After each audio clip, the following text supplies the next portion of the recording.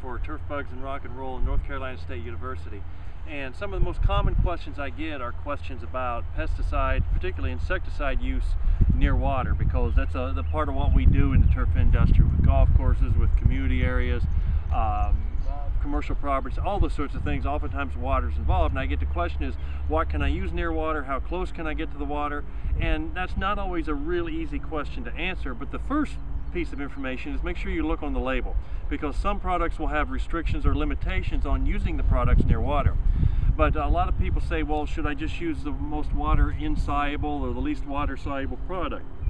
And it's not quite that simple, because there are a lot of factors that enter into it.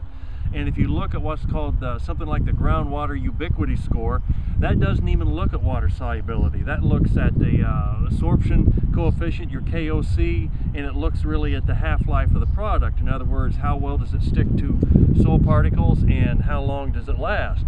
But yes, water solubility is important. If it's below 100 parts per million, that's not very soluble. If it's above 1,000 parts per million, that's a pretty soluble product that moves into water and goes into solution pretty easily. But there's a lot of factors. You need to look at toxicity. If it's not very toxic, it may not matter if it's a little more water soluble. Its half-life, how long does it hang around?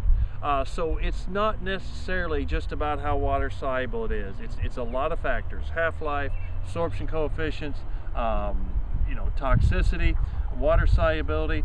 But the first thing to look at is the label, because if there are potential issues with it, it will be on the label, and that gives you guideline. The other issue is, like you see behind me, a buffer area where it's absolutely not treated because it's not well managed turf.